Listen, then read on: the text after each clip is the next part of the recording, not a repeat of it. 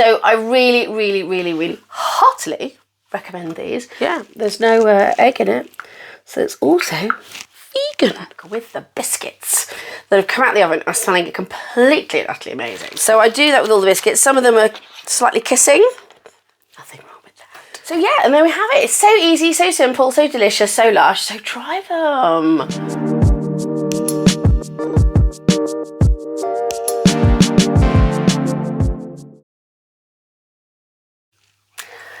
Hello, beautiful. I'm glad you could join me. I'm going to be making some really delicious spiced oat biscuits. Now, okay, bear with me. I know the word oat normally sounds like it's something really super healthy and a little bit too sort of, you know, granola-y, which actually granola is very nice. But anyway, these are so delicious. And the spice is just perfect because it just kind of warms them up and rounds off the flavour. So I really heartily recommend these. I have to be honest, I got the recipe from my son when he was at school, probably aged about 6 or 7. He made a biscuit at school, came home with it. It was so delicious when he let me have a little tiny bit. And I said to him, I need that recipe. Luckily, he brought it home with him. So I have had this recipe for years, made it because it is just so simple to do. I mean, the school used it for making biscuits with really tiny kids. So that just shows you how easy this is to construct. And I'm going to get straight into it and show you because then I can start eating them. Right, so first things first. I'm going to put this on, but I will in a minute because I realise that heats up in a nanosecond. So I'm going to do this bit first, actually. So first bits first, this. So I'm just going to pop all the dry ingredients together. I mean, it's one of those easy recipes where it's like all dry ingredients together, all wet ingredients together, mix the two of them, you're done. It's that simple. I love those types of recipes. I mean, I love cooking, don't get me wrong, I adore cooking. Obviously, I wouldn't be doing this if I didn't. And having done it since a teeny-weeny early age, you know, it's fantastic. But I'll be honest with you, especially since I have kids and a family to organise and sort out, I love anything that's like tasty and quick. So, you know, there will be a day when I will spend, oh gosh, a lot of time doing lots of different elements and layers. There was a recipe I did from Bake Off Creme de la Creme, which was absolutely gorgeous with the Genoese slices filled with ganache and raspberry and all sorts of things with a mirror glaze. And that took me literally the entire day for 16 slices, which everyone ate in like 15 minutes. So, you know, but, you know, you could be disheartened, but I was quite happy because, you know, everyone loved it. It's just like a whole day for 15 minutes of happy yumminess. So things like this are just brilliant because they take 2 seconds to make. And, you know, the recipe amount I'm giving you is for 2 baking trays worth of these biscuits because my son brought home a recipe for just like about 6 biscuits or 8 biscuits, which is fine. But as I said, when you've got a big family or friends coming round or whatever it is, you're going to need a few more. So the recipe I've got is for quite a few. Feel free to cut it in half if you want to just try a small amount first and not, you know, have loads. But I'll tell you how many I've got now to fit at the end. So, and I will put that in the recipe, obviously, so you'll know how many this makes. So yeah, I've mixed up the dry ingredients well. And now I'm just going to put the wet ingredients. Well, then they will be wet ingredients, because obviously this butter isn't wet yet. Margarine, rather. That's another joy about this. These are actually dairy-free, because I've used a dairy-free margarine for these. You can use butter if you want. But I know in this day and age there's people with, you know, allergies and whatnot. So it can be a dairy-free one. And if I'm correct, yeah, there's no egg in it. So it's also vegan, which is very handy because I know a lot of those very good healthy pods are about. I do love vegan food. Sadly, I also do like my meat. But, you know, I am veering towards vegan food because it is so delicious. Anyway, enough yabbering. Turn this on, down on a low heat. This has not got to do anything other than melt. So it says getting some of the syrup on us. So that's just the butter, sorry, the margarine and the syrup in here. And I've just got to melt it down. Oh, and one last bit. 2 teaspoons of water. Bit strange, just a couple of teaspoons. Doesn't really seem to be a huge amount. But you know what? Sometimes the recipe needs it, so I just followed the recipe. As I said, the biscuit my son brought home was just absolutely delicious. So who am I to argue with the precise bits and pieces of this? So just melting this up. Actually, I might set up a little bit more. Oh dear me, put too much there. There we go. Just to get this moving, because I think it was a little bit too mild. You can do this in the microwave, obviously. Just make sure you check it. Again, we're not making caramel or anything like that, so you don't have to boil it up or mix it into some sort of consistency. It's just got melt, that's it. And this is taking quite a while actually, so I might speed things up. There we go. As this heats up at a nanosecond, it's faster than my hob. That's brilliant. All hail induction hobs. Right, so this is melting nicely. Oh, starting to get some steam coming off, and that's not what we want. We do not want it to cook. It's not about cooking, it's about melting. Right. It's getting there. I say we can turn this off now. When you've got a few little lumps left in, I don't know if you can see, there are some, just the odd lump in there. When you get a few of those, it's absolutely fine, because the heat of the pan, as you can see, I don't know if you can see the steam, there's steam coming off it. That heat of the pan is going to be absolutely plenty to melt those last lumps. And again, because we're not cooking it, we're not trying to change its composition or anything like that, we just want it melted. The heat of the pan is just more than enough to get those last little bits of butter melted. I keep saying butter, margarine, those last little bits of margarine melted down. Well, this is taking quite some time, but as I said, I didn't want it too hot. It's better to be too slow than too fast on this. There we go, it's melting nicely. I'd say that's pretty much done.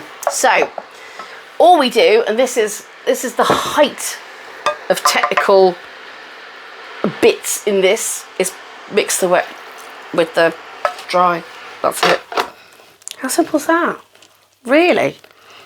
I mean, as I said, you know, classroom of very clever kids, I might add, because they were, you know, this is a fantastic biscuit, so they clearly did a fantastic job. Otherwise I would have kept this recipe for all these years and keep using it. It's just glorious. So those clever kids can do it. You could do it too. There it is, that's it. Just mixed in, make sure all that flour's gone. It's nearly done. Now, we've got some baking powder as well as self-raising in this. And that just helps it to puff up. But, just to warn you, because the melted butter and syrup and water will be a little bit warm, that has started the chemical reaction already. So right now, in this, oh, she says, bucking everything up. In this, the baking powder is starting to bubble up. And that's what causes those lovely bubbles of air in your cakes and whatnot, in bread and everything. Well, we'll put baking powder in bread, but in cakes, the bubbles come up because of the baking powder, and then they set in the oven, and then you've got this lovely light texture. So we've got to work quite fast on this one. So I've just got a baking tray here. It is a non-stick tray, but I still always put some parchment on it just to make sure that it's just extra easy to get them off at the end. And you need about a walnut-sized piece, so about that. That is roughly a walnut. Roll it into a ball and pop it on. I don't know if you see that there, popped it on there. So I'm going to do these, and then what I'm going to do at the end of them is I'm going to show you what happens next. Now, just FYI, when I finish, I'm going to take the fork and I'm just going to push them down a little bit with the fork. I don't know if you could see that, how I've pushed that down.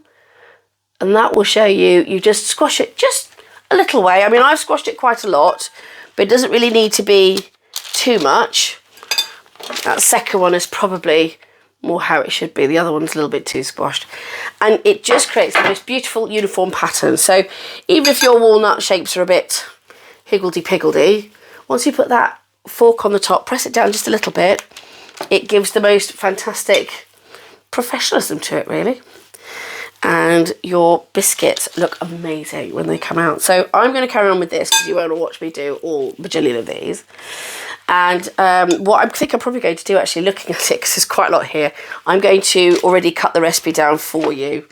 So you probably make about a tray of biscuits, and then if you want to do another tray, you're more than welcome to double up the recipe, because I realised I've done quite a lot in here. The last time I did this, it was for a load of people who were coming round, a long time ago, as we are just coming out of lockdown, dating this video, but doesn't matter. And so I did make the recipe a lot bigger for them, so there's quite a few. That said, even with teens in the house, nothing lasts for long. So I will put half the recipe in for you, so you can do at least maybe, you know, a tray or two, and then you won't be like feeding the whole street for the next couple of days with these biscuits. So see you in a bit when I've finished it all. So there we have it. I've done this tray. I actually managed to get 2.5 trays out of it, so I will try to cut it down. So you'll probably get a 1.5 trays this size out of it. I'll put this tray in the description so you know what size I've used, and that way you could either guesstimate for trays at your own home, or you could just buy this one. It's not very expensive, but it is brilliant and very effective. And so I'm going to pop these in the oven now, and then I will, when they come out, just leave them for a little while, just a couple of minutes or so, before using a spatula, sort of like a fish slice thing, to just gently lift them up, because they will still be very crumbly, and then cool them. What I tend to do is actually just lift up the whole greaseproof sheet and slide them straight on to the cooling rack, and then cool them on the rack like this with the greaseproof paper still under it. They're absolutely fine. They don't go sweaty or anything horrible like that, and they come out absolutely brilliantly. So into the oven these are going to go, and I shall show you them when they are finished and gorgeous. We're back with the biscuits that have come out of the oven, are smelling completely and utterly amazing. So I'm going to show you, hopefully carefully, what I usually do. Now, I do this all the time, over and over, for many years, and it never goes wrong. So as I'm on camera, I'm fully expecting there to be some disaster. So if there is, it's going to make a really good outtake. Anyway, so let me pick up the biscuits. Oh, here we go. As you can see, they look lovely. You can also tell that our oven is slightly hotter on one side than the other, but that's fine. That's fine, it doesn't matter. So what I'm going to do is I take my very loud baking sheet, cooling rack rather, and just slide them on like that. There we go, nice and easy. I mean, it does help that that is a non-stick baking tray, and this is some very efficient non-stick silicone paper. But you can leave them to cool out on here, or what I tend to do is just move the parchment along a bit, get my trusty slicer, and then just go underneath them like that, and then put them directly onto the rack. I don't know if you can see that, hopefully you can.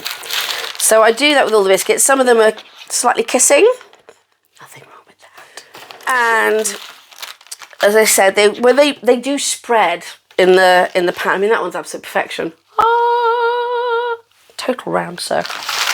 But you know, if they kiss a little bit, as I said, there's nothing wrong with that. They still taste yummy. They still cook up absolutely fine. I'm just sort of running out of space here, so let me just pick this up here and do it sideways. So, I mean, to be honest, if you can, when they're cool enough, you could just pick them up by hand. I have asbestos hands, but these actually aren't that hot. They're not too bad. The pan was quite warm, but taking them off and popping them on the baking tray just for a matter of minutes. If you're picking them up and they're bending and breaking in the middle, they're not ready to be picked up. You'll have to use this to pick them up. That's the only way to be able to slide them off and on while keeping the integrity of the biscuit, while keeping the integrity of the biscuit and keeping it all together. Otherwise, you'll end up with biscuit crumbs, which again, is absolutely fine. Still edible, but you know, a little bit harder to dunk into your tea, should you be the sort of person to do that sort of thing. Again, absolutely fine. So, here we go. So this is just one tray. We've got another tray and a bit still baking. But this is it now, as you can see. Oh, they look lovely. That was supposed to be angels singing, obviously it's me, so, you know. Just work with me, work with me. So yeah, and there we have it. It's so easy, so simple, so delicious, so lush. So try them. And if you do, please take a photo if you can. I know it's really a bind to ask you. And if you don't take a photo, you just enjoy them. That is the most important thing. Be honest with you, my main point of these videos is to make you happy. and to get you enjoying yummy food. And if you find that having to stop and take a photo is a pain in the bum, ignore me. Just enjoy them. That's all I want you to do, is be happy, enjoy the recipes, enjoy the food. If you are, you know, a bit like me, like to Instagram everything that you bite and eat, then, you know, by all means go for it and send me some lovely pickies. But again, you know, it's totally up to you. I just want you to be happy. I just want you to enjoy them. If you want to be a little bit decadent, add a little extra to them, you can half dip these when they're a bit cool in chocolate. So you've got half chocky and half plain. That's really lush. And then cool them on a piece of baking parchment, somewhere nice and cool in your house, obviously. I mean, it's spring at the moment, just looking around at the windows. It can be quite cool somewhere, so you'll have to let them set. You could put them in the fridge for about 5-10 minutes. They should be okay. They shouldn't go too wrong. But I would store these in an airtight container because when they are cool, they are nice and crisp. They're perfectly lovely the day after as well. As far as I'm concerned, the kids often quite ask them for breakfast, which, to be honest, it's kind of like a flapjack. So sometimes I'll say after cereal, yes, you can have a couple. But yeah, so they're really easy, really lovely, really delicious, super simple. Just enjoy. Thank you so much yet again for joining me for a video. If you haven't joined me for any others before, have a look at some of the others and join me for those, because I do love your company. And I look forward to sharing another video with you soon of other yummy foods. And yeah, just thanks for being there with me and thanks for watching. It really means a lot to me and I really, really appreciate you very, very much. So take care and I look forward to seeing you soon. And if you make them,